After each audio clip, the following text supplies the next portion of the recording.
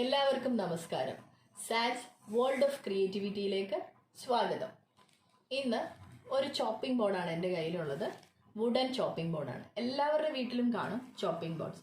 ഇതുപോലെ പൊട്ടി പോയതോ എന്തെങ്കിലും കാരണത്താൽ യൂസ് ചെയ്യാതിരിക്കുന്നു. അതിന് പുതിയൊരു രൂപം കൊടുക്കാൻ പോകാം വീഡിയോയിലേക്ക്. ഈ ചോപ്പിംഗ് ബോർഡിന് ഞാൻ കീ ചെയിൻ ഹാങ്ങിങ് ബോർഡ് ആക്കാൻ പോവാണ്.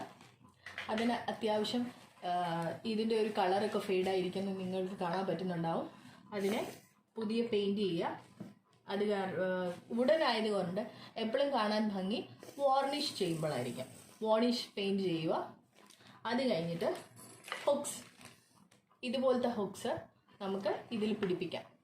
അന്നേരം അതിനകത്ത് കീ ചെയിൻ ഹാങ് ചെയ്യാൻ പറ്റും.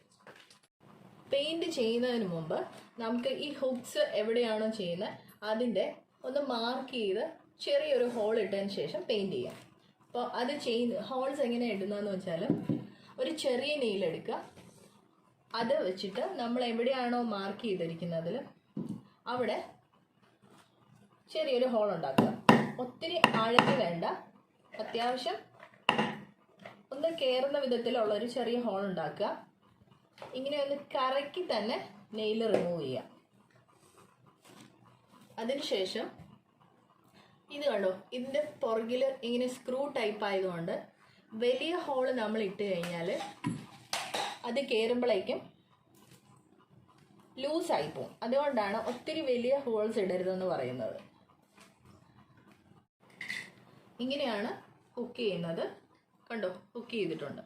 ഇനി നമുക്ക് ഇതിലേക്ക് പെയിൻറ് ചെയ്യാം. ഞാൻ പെയിൻറ് ചെയ്യാൻ യൂസ് ചെയ്യുന്നത് ബ്രൗൺ കളറാണ്. നിങ്ങൾക്ക് ഇഷ്ടമുള്ള കളർ പെയിൻറ് ഓരോരുത്തരുടെ ഇഷ്ടം അനുസരിച്ച് ചെയ്യാം. പെയിൻറ് ചെയ്യുന്നതിന് മുമ്പ് വേണമെങ്കിലും ഹുക്ക് ചെയ്യാം. ഹുക്ക് ചെയ്തതിന് ശേഷമാണ് നിങ്ങൾക്ക് പെയിൻറ് ചെയ്യുന്ന ഇഷ്ടമെങ്കിൽ അത് നിങ്ങളുടെ ഇഷ്ടം അനുസരിച്ച് എങ്ങനെ വേണമെങ്കിലും ചെയ്യാം.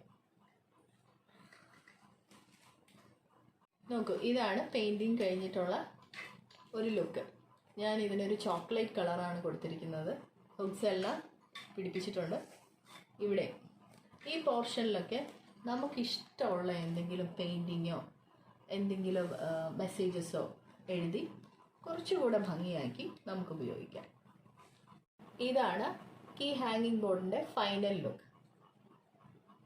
എക്സ്ട്രാ കിടന്ന സ്പേസിലെല്ലാം ഞാൻ വീട് വരച്ചു, എൻ്റെ ലോഗോ എഴുതി. ഇവിടെ സ്വീറ്റ് ഹോം എന്നും എഴുതിയിട്ടുണ്ട്. നിങ്ങൾക്ക് ഇഷ്ടമുള്ളത് വരയ്ക്കാം. അപ്പോഴായിരിക്കും ബോർഡ് കാണാൻ കുറച്ചുകൂടെ ഭംഗി.